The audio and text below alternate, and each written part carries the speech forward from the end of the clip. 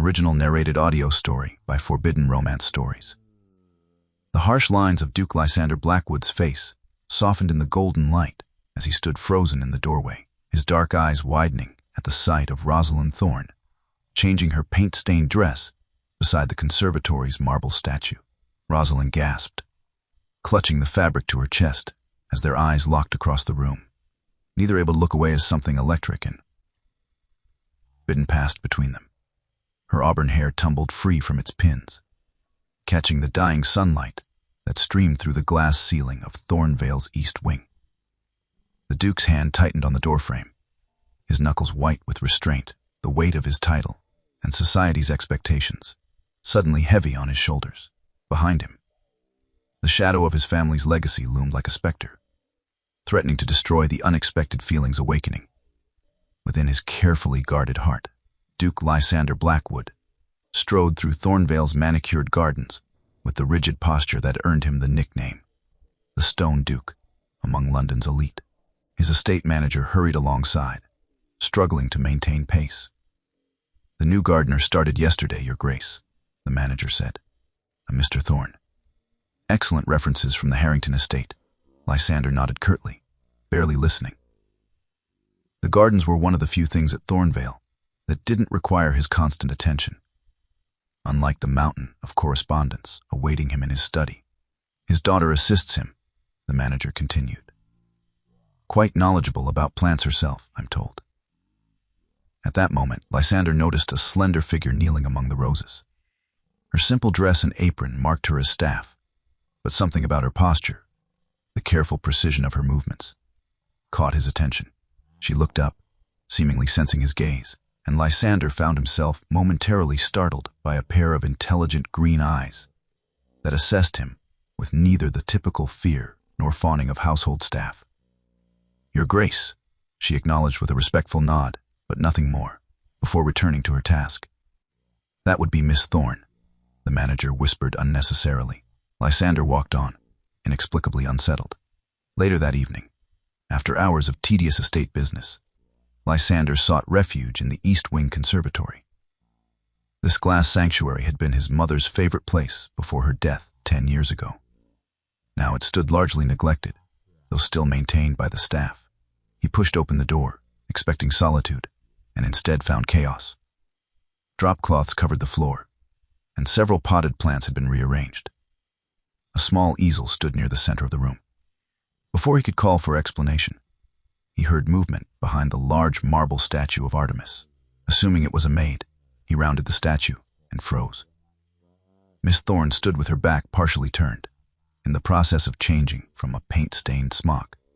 Her dress was halfway over her shoulders, revealing the delicate curve of her back and the thin fabric of her chemise. A streak of green paint marked her bare shoulder. The proper action would be to leave immediately. Instead, Lysander stood transfixed, watching as she hummed softly to herself, completely unaware of his presence. She turned suddenly, and their eyes met. A gasp escaped her lips as she clutched the fabric to her chest. "Your Grace." Her cheeks flushed crimson, but she maintained a remarkable composure. I didn't expect anyone. The staff said this conservatory was rarely used." Lysander found his voice at last. "What are you doing here, Miss Thorne? This area is not accessible to garden staff." "I was painting the night-blooming cereus," she explained, gesturing toward the easel, while still holding her dress protectively. "It flowers only once a year tonight. I asked Mrs. Winters for permission to document it." Lysander's eyes drifted to the easel. The painting was exquisite, capturing not just the flower's appearance, but somehow its ephemeral nature. "You're an artist," he stated, surprised by her skill. "A hobby, Your Grace." Something flickered in her eyes, a secret kept. "You should go," he said, more harshly than intended. She nodded, quickly finishing dressing behind the statue, when she emerged, properly attired, but for a few loose strands of auburn hair. She moved to collect her supplies. "Leave them," Lysander said. "You can return tomorrow to finish." She looked up, clearly surprised by the permission. "Thank you, Your Grace." As she passed him toward the door, the scent of roses and paint lingered. Something about her dignity perhaps, or the talent she clearly hid, awakened his curiosity. "Miss Thorne," he called as she reached the door. She turned, one hand on the doorframe. Yes, Your Grace. The painting. What will you do with it when it's complete? A small smile touched her lips. Preserve what would otherwise be lost to time, Your Grace. Isn't that what art is for? With a respectful curtsy, she was gone, leaving Lysander strangely breathless. He approached the painting, studying the delicate brush strokes. The flower was captured mid-bloom, its white petals unfurling to reveal golden stamens, a moment of beauty typically witnessed by no one. Like the woman who painted it, there was more here than first appeared. That night, for the first time in years, the Duke of Thornvale found himself distracted from duty by thoughts of green eyes and paint-stained fingers. The accidental glimpse had stirred something long dormant within him, something he had believed died alongside his youthful ideals. Curiosity, interest, desire, and that, Lysander knew, was dangerous indeed. Lysander stood before the portrait of his mother in the long gallery, a ritual he performed each morning before beginning his duties. The Duchess of Thornvale smiled eternally from her gilded frame, her gentle expression, so unlike the stern faces of the other Blackwood ancestors lining the hall. Your Grace, his valet interrupted softly. Lady Pembroke's letter requires an immediate response regarding the summer charity ball. Lysander nodded without turning. Tell her we will host as usual. The valet hesitated. And regarding her inquiry about eligible ladies to be invited, the usual families, Lysander replied coldly, though I have no intention of offering for anyone. At 32, Lysander had successfully avoided matrimony despite constant pressure from his family. The dukedom required an heir. His uncle never failed to remind him. But Lysander had seen firsthand how marriage could destroy. His father had broken his mother's spirit with his cold indifference and numerous affairs, leaving her to die young and heartbroken. Lysander had sworn never to repeat that mistake. Better to be the last Blackwood than to continue the cycle of misery. Later that morning, passing through the conservatory to inspect repairs to the east wing roof, Lysander found Miss Thorne again. This time she was properly dressed in a simple gray gown, her hair neatly pinned, as she carefully cleaned old ceramic pots. Your Grace, she acknowledged, rising quickly. Your painting is gone, he noted, looking toward the easel that had been there the previous evening. Complete and safely stored, she replied. The flower has already wilted. Something about her manner, educated yet humble, intrigued him. You speak like someone who has had formal schooling, Miss Thorne. A shadow crossed her face. My mother valued education, Your Grace. And what brought you and your father to Thornvale? The Harrington estate is quite prestigious. Her hand stilled on the pot she was cleaning. Circumstances change, Your Grace. One must adapt. Before he could inquire further, Mrs. Winters, the housekeeper, bustled in. Oh, Your Grace, I didn't know you were here. She glanced nervously between them. Miss Thorne, the library needs attending. Rosalind nodded, setting aside her work. Of course. The library? Lysander questioned. I thought Miss Thorne worked with her father in the gardens. Mrs. Winters looked flustered. She's been helping inside as well. Very good with organizing and such things. Curious, Lysander followed at a distance as Rosalind made her way to the library.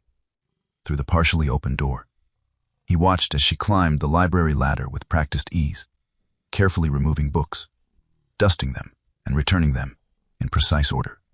She moved to a section containing rare art volumes his mother had collected. With reverent hands, she opened one, her expression transforming with obvious knowledge and appreciation. Later that afternoon, drawn by an inexplicable need to understand this peculiar gardener's daughter, Lysander found himself in the Duchess's former chambers, unused since his mother's death. The room had been preserved exactly as she left it, including her small painting studio in the adjoining sitting room. Among her possessions, a small landscape caught his eye, one he'd never particularly noticed before. The brushwork was confident, the composition masterful.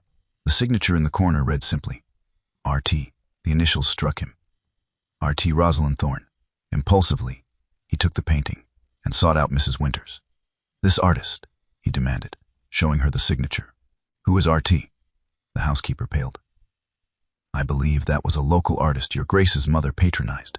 Mrs. Winters, Lysander said sternly, I expect honesty from my staff. After a moment's hesitation, she confessed, It's Miss Thorne's mother, Your Grace, Rebecca Thorne. She was an accomplished artist who taught at a ladies' academy in Bath before her circumstances changed, and her daughter inherited her talent, Lysander concluded. Why is she working as a gardener's assistant when she clearly has education and skill? That's not my story to tell, Your Grace. That Lysander confronted Rosalind in the conservatory, where she was gathering her painting supplies. Your mother was Rebecca Thorne, the artist, he stated without preamble. She stiffened, but didn't deny it. Yes, my mother owned her work. You have her talent. Rosalind's eyes flashed. Talent means little without opportunity, Your Grace. What happened to her? To you? She hesitated before answering. My mother died 3 years ago. My father lost his position as head gardener at our previous estate when the new owner arrived. We've been finding our way since then. Something in her careful phrasing suggested there was more to the story. You're qualified for more than gardening, he observed. Perhaps, she admitted, a spark of defiance in her eyes. But society has limited roles for women without fortune or connection.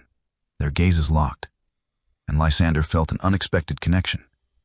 Both trapped by circumstances beyond their control, both wearing masks required by their stations. You should continue your painting, he said finally. Is that an order, Your Grace? A hint of a smile touched her lips. Consider it a request, he replied, surprised by the warmth in his own voice. As she gathered her supplies to leave, their hands briefly touched, sending an unmistakable current between them that neither could deny. The Midsummer Estate Ball was Thornvale's most significant annual event, a tradition established generations ago that Lysander maintained out of duty rather than pleasure. The preparations had begun in earnest, with staff polishing silver, airing out rarely used guest chambers, and transforming the grand ballroom. Lysander surveyed the activity from his study window, watching as gardeners arranged elaborate floral displays on the terrace. He spotted Rosalind among them, directing the placement of potted roses with an artistic eye. Even from a distance, he could see the respect the other workers showed her suggestions. A knock at the door interrupted his observations. Enter, he called, turning from the window. His steward, Mr. Phillips, appeared with an anxious expression. Your Grace, there's been an unfortunate accident in the portrait gallery. One of the maids knocked over a candle stand while cleaning, and it struck the frame of your great-grandfather's portrait. Lysander frowned. How severe is the damage? The frame is significantly marred, Your Grace, and there's a tear in the canvas, small but noticeable, with the ball in 3 weeks. Have it repaired immediately, Lysander ordered. Send to London for a restorer. Phillips shifted uncomfortably. I've already inquired, Your Grace. The earliest anyone could arrive is after the ball. Everyone is engaged with commissions for the season. Lysander pinched the bridge of his nose, feeling a headache forming. The portrait in question hung prominently in the gallery, where guests would gather before dinner. Its absence would be noted and gossiped about. What about local talent? He asked. Phillips hesitated. There is one possibility, Your Grace. Miss Thorne, the gardener's daughter. She has been assisting Mrs. Winters with restoring some of the older books in the library. Her technique with delicate materials is quite remarkable, and given her mother's reputation, Lysander considered this unexpected solution. It would mean working closely with Rosalind, something he both desired and knew was unwise. Since their encounter in the conservatory, he had found himself thinking of her at odd moments. Her intelligence, her quiet dignity, the passion that occasionally broke through her careful reserve. Bring her to my study, he decided. I'll determine if she's capable. An hour later, Rosalind stood before him, hands clasped at her waist, her expression carefully neutral, though her eyes betrayed her curiosity. You wanted to see me, Your Grace. I understand you've been restoring books in the library. She nodded. Simple conservation work, mending bindings, treating leather, and you paint, he added. Your mother taught you? Yes, both technique and restoration methods. She occasionally restored works for private collectors. Lysander studied her face, searching for signs of deception, but finding only quiet confidence. There's been damage to an important family portrait. The frame and canvas require skilled repair before the midsummer ball. Understanding dawned in her eyes. And you're considering me for the task. Can you do it? I would need to examine the damage, but yes, I believe so. This isn't garden work or dusting books, Miss Thorne. This is a valuable family heirloom. A flash of pride crossed her features. I'm well aware of the difference, Your Grace. I wouldn't offer my skills if I wasn't confident in them. Her directness surprised him. Most servants would simply agree to whatever was asked. Very well, he decided. You'll be temporarily reassigned to this task. You'll work in the small anteroom off the gallery, where you won't be disturbed. I'll have the portrait moved there. Thank you for the opportunity, Your Grace. Don't thank me yet, Miss Thorne. I'll be overseeing your progress personally. The following days established a new routine. Each afternoon, Lysander would visit the anteroom, where Rosalind worked on the damaged portrait.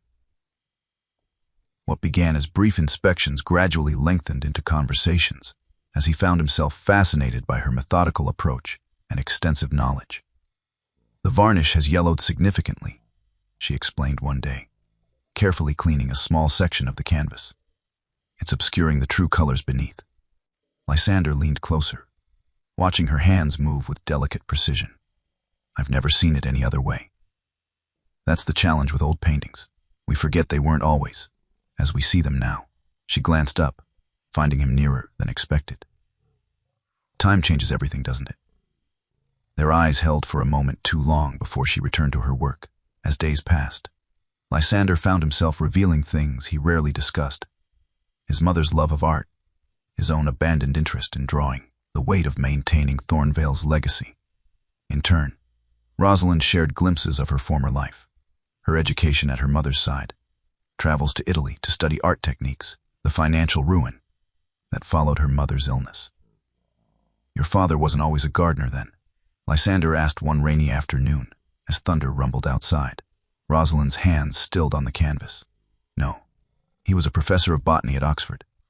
He gave it up to care for my mother when she fell ill. That was honorable of him. It was love, she corrected softly. When you truly love someone, sacrifice doesn't feel like sacrifice. The simple truth of her words struck him deeply. What had he ever sacrificed for love? His entire life had been duty, obligation, responsibility, never passion or devotion. On the 10th day of their work together, disaster nearly struck. Rosalind was standing on a small stepladder, examining the upper portion of the frame, when it wobbled precariously.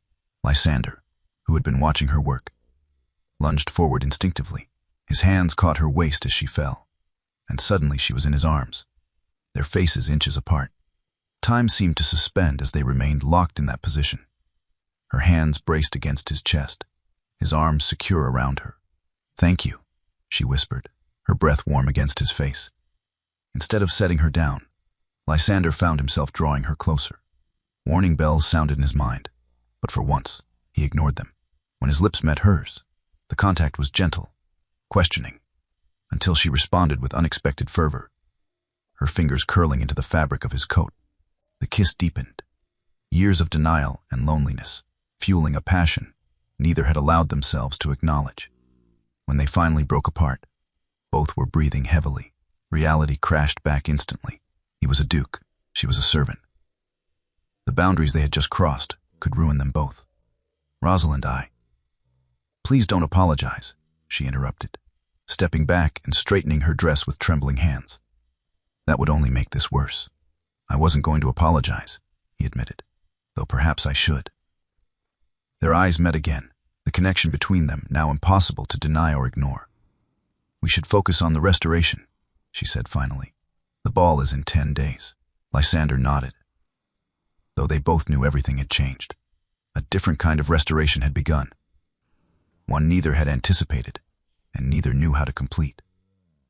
The morning of Lady Cordelia Wyndham's arrival at Thornvale dawned bright and clear. Lysander watched from his study window as the elaborate carriage, bearing the Wyndham crest, rolled up the long drive, his expression grim. Lady Cordelia was his godmother's choice for his future duchess. Beautiful, impeccably bred. and connected to half the aristocracy through blood or marriage. Her 2-week stay ahead of the midsummer ball had been arranged months ago, with clear matrimonial intentions that Lysander had neither encouraged nor discouraged. With Rosalind's taste still lingering on his lips and her presence constantly in his thoughts, Lady Cordelia's arrival felt like an intrusion rather than an honor.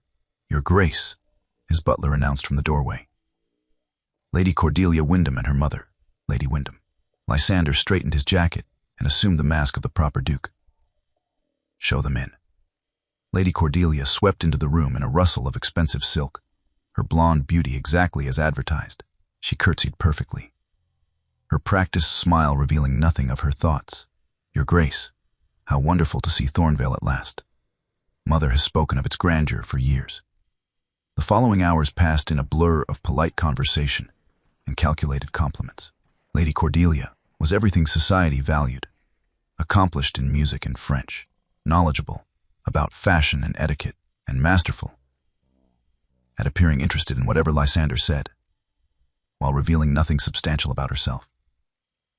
During the tour of the estate, they passed through the portrait gallery, where Rosalind was putting the finishing touches on the restored portrait, now back in its frame and nearly complete. "Oh, how magnificent," Lady Cordelia commented, studying the painting. "The brushwork is exquisite." Rosalind kept her eyes lowered respectfully, though Lysander noticed the tension in her shoulders. "Miss Thorne has been restoring it," Lysander explained. "The frame was damaged recently." Lady Cordelia's eyes flicked dismissively over Rosalind. "How fortunate to have such skilled servants at Wyndham Hall. We send all our valuable pieces to London." "Miss Thorne is exceptionally talented," Lysander said, unable to keep the edge from his voice. "She was educated in Italy." Lady Wyndham raised an eyebrow at this unusual defense of a servant, while Lady Cordelia's smile tightened almost imperceptibly. "How unusual," Lady Cordelia remarked. "Though I suppose even servants have their little accomplishments." Rosalind's knuckles whitened around her paintbrush, but her face remained composed. That evening at dinner, Mr. Phillips approached Lysander with a troubled expression. "Your Grace, might I have a word in private?" In the study, Phillips produced a folded newspaper. "This arrived with today's post. I thought you should see it immediately." Lysander unfolded the paper to find a society gossip column with a headline that made his blood run cold. "Fallen artist's daughter seeks new position among the elite." The article detailed how Rosalind Thorne, daughter of the once celebrated artist Rebecca Thorne, had been dismissed from her position as art tutor to Lord Harrington's daughters after inappropriate behavior with the Lord's son. It suggested she was now employing her particular charms to secure position and favor at Thornvale. "Where did this come from?" Lysander demanded, fury building in his chest. "I don't know, Your Grace, but Lady Wyndham was seen reading it in the drawing room." Lysander's mind raced. The timing was too perfect to be coincidental. Someone had deliberately exposed Rosalind's past just as Lady Cordelia arrived. He found Rosalind in the anteroom, staring at the same newspaper, her face ashen. "It's not true," she said immediately, looking up as he entered. "Lord Harrington's son attempted to force his attentions on me. When I refused, he claimed I had encouraged him. His father believed him, of course." "I never thought otherwise," Lysander assured her. "I should leave Thornvale," she said quietly. "This article, the timing, it will cause gossip that could damage your reputation before the ball." "I don't care about gossip." "You should," she countered. "You're a duke, I'm nobody." "Not to me," he said fiercely. Before she could respond, the door opened, and Lysander's uncle, Lord Blackwood, entered with Lady Wyndham and Mr. Phillips. "Nephew," Lord Blackwood greeted coldly. "I arrived early for the ball, and find you embroiled in scandal already." "There is no scandal," Lysander replied firmly. Lord Blackwood's gaze shifted to Rosalind. "Miss Thorne, I believe. Or should I say, the disgraced daughter of Rebecca Thorne and Professor James Thorne. Your father's academic career ended rather abruptly after your mother's indiscretion with the married Duke of Westmoreland became public, did it not?" Rosalind flinched as if struck. "My mother never—" "Silence," Lord Blackwood commanded. "Your presence here is inappropriate. Escort Miss Thorne to collect her belongings. She and her father will leave immediately. They will do no such thing, Lysander countered, stepping between his uncle and Rosalind. Miss Thorne is under my protection and employment. Lord Blackwood's expression hardened. May I remind you that your position comes with responsibilities? The Blackwood name has stood for centuries. I will not allow you to tarnish it over some common girl with a scandalous past. Lysander, Lady Wyndham interjected smoothly. Consider Lady Cordelia. Such associations could damage her reputation by proximity. I've made no commitments to Lady Cordelia, Lysander replied coldly. But you will, Lord Blackwood stated. The family council has decided. Either you announce your engagement to Lady Cordelia at the midsummer ball, or we will exercise the trust provisions that allow us to restrict your access to the family holdings until you produce an heir with a suitable bride. The threat hung in the air. Without access to the family holdings, Lysander could maintain his title, but would lose control of most of Thornvale's income that supported not just him, but hundreds of tenants and servants who depended on the estate. Rosalind stepped forward.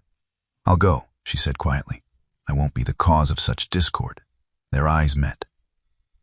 And in that moment, Lysander saw both her pain and her determination to protect him from an impossible choice. This isn't over, he promised softly.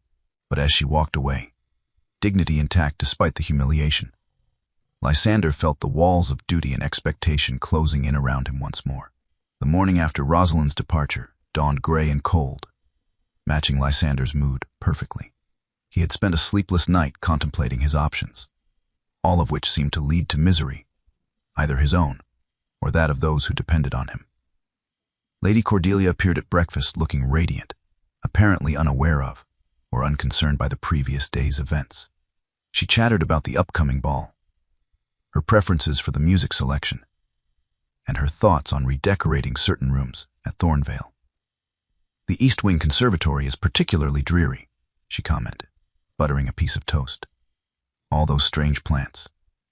I think it would make a lovely music room. Don't you agree? Lysander stared at her, suddenly seeing with perfect clarity what his future would be. A lifetime of shallow conversations, of changes to spaces his mother had loved, of duty without joy. The conservatory stays as it is, he said flatly. Lady Cordelia's smile faltered slightly. Of course, I merely suggested. Thornvale is not yours to redesign, Lady Cordelia. An uncomfortable silence fell over the breakfast table. Lady Wyndham gave her daughter a warning look, and the conversation shifted to safer topics. After breakfast, Lysander retreated to his study, instructing his staff that he was not to be disturbed. Instead of attending to estate business, he found himself opening the drawer where he had placed the small landscape painting with Rebecca Thorne's initials. As he studied it, something about the frame caught his attention. A slight unevenness in the backing.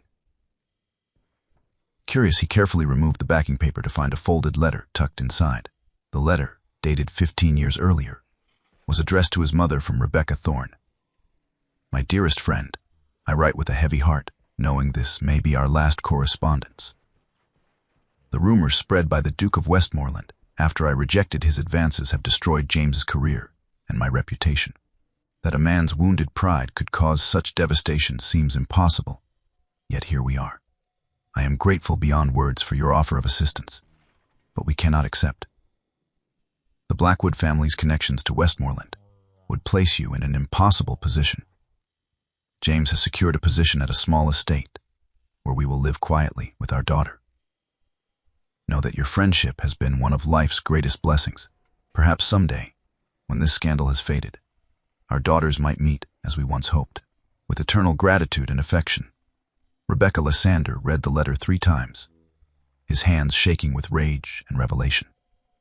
His mother had known Rosalind's mother. They had been friends.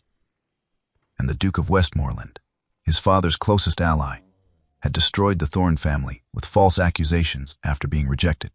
It explained everything. Why Rosalind and her father had fallen from their positions. Why they now worked as servants. Why Lord Blackwood had reacted so strongly to their presence at Thornvale. The Thornes had been victims, not perpetrators, of scandal. Lysander summoned Mr. Phillips immediately. Find Mr. Thorne and his daughter. Bring them back to Thornvale. Your Grace, they left for London this morning. Mr. Thorne mentioned seeking employment at the Botanical Gardens. Send riders. Offer whatever is necessary to bring them back. As Phillips left to carry out his instructions, Lord Blackwood entered without knocking. What is the meaning of this? He demanded. Lady Cordelia tells me you were quite rude at breakfast.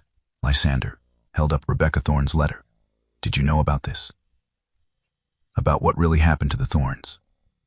Lord Blackwood's expression hardened. Ancient history, irrelevant. Not to me. Not when an innocent family was destroyed by lies. Lies perpetuated by our family's ally. The girl is inappropriate as a companion for a duke, regardless of the truth of old scandals, Lord Blackwood insisted. You have responsibilities to this family. I have responsibilities to justice as well, Lysander countered, and to my own happiness. Happiness, Lord Blackwood scoffed. Duty comes first. Your father understood that. My father made my mother miserable, Lysander said quietly. I've spent my life trying not to become him, yet here I am, nearly making the same mistakes. Before Lord Blackwood could respond, a footman burst in. Your Grace, forgive the interruption, but there's a terrible storm coming. The river is rising rapidly, and several tenant farms may flood. The argument forgotten.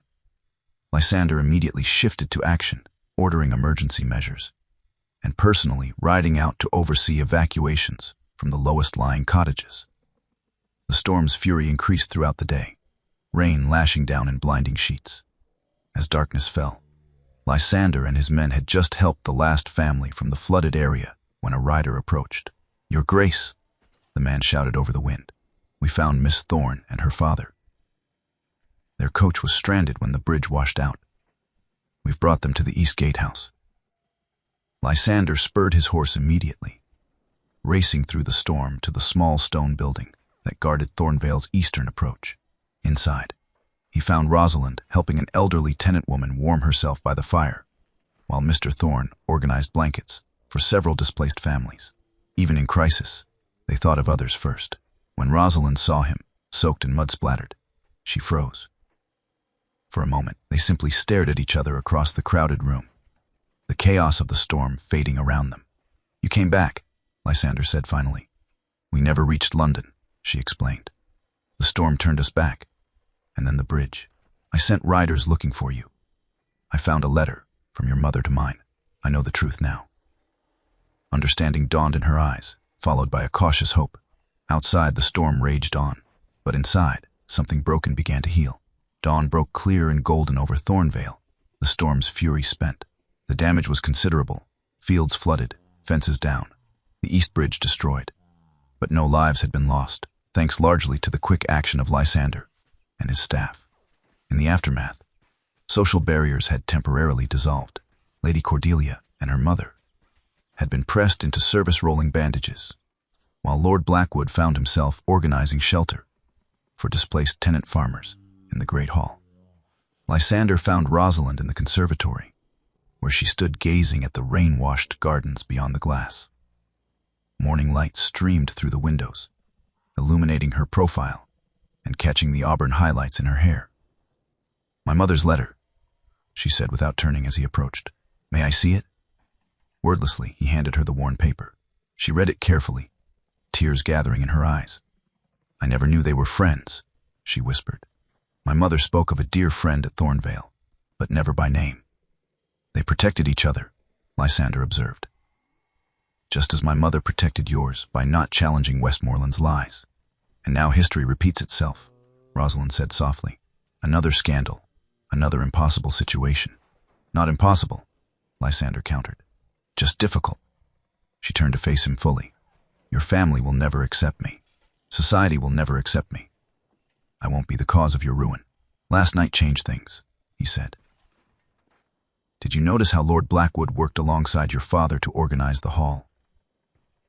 How Lady Cordelia actually spoke to you as an equal when you were tending that child's injury? Crisis temporarily suspends social rules. It doesn't change them. But it reveals what truly matters, Lysander insisted, taking her hands in his. When the river was rising and lives were at stake, no one cared about titles or scandals or proper marriages. They cared about courage and competence and compassion, all qualities you possess in abundance. Lysander, I've spent my life being the perfect duke, he continued, the words pouring out now. I've sacrificed personal happiness for duty. I convinced myself it was noble. But last night I realized it was fear. Fear of becoming my father. Fear of making the wrong choice. What changed? She asked quietly. I saw you in that gatehouse, helping others despite your own troubles. And I knew with absolute certainty that loving you could never be wrong. Her eyes widened. Loving me. Yes, Rosalind, I love you. Not your painting skills or your education or your beauty, though I admire all those things. I love your courage, your integrity, your kindness. The ball is tomorrow, she reminded him gently. Your uncle's ultimatum still stands. Let it stand, Lysander said firmly. Thornvale is more than land and money. It's people, the tenants, the staff, the community. Together, we could build something meaningful here. Something based on respect and compassion, rather than obligation and appearances. Rosalind studied his face, searching for doubt and finding none.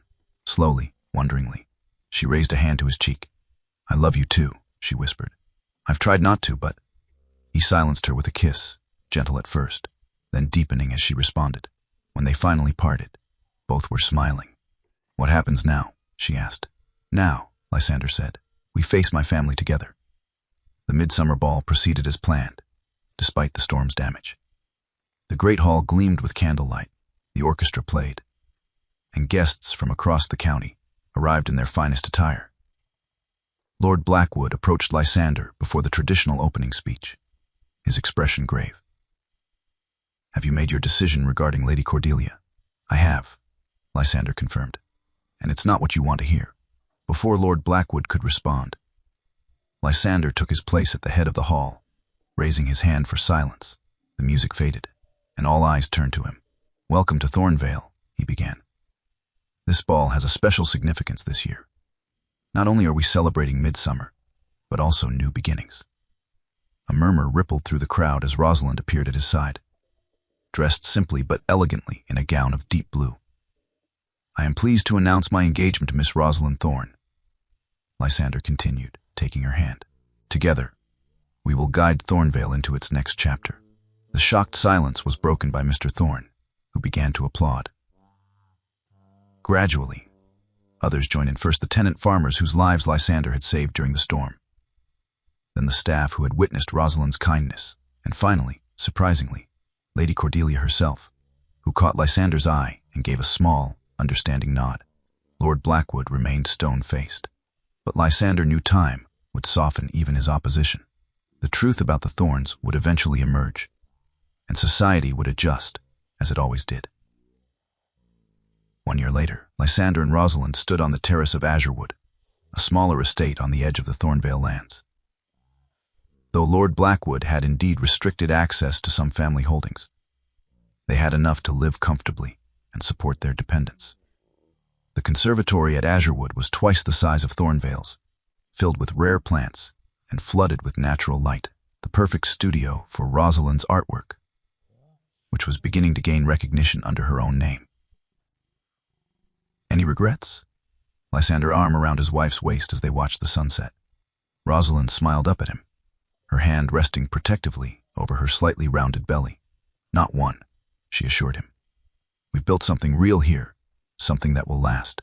As if in agreement, the first evening star appeared above them, bright and unwavering in the darkening sky.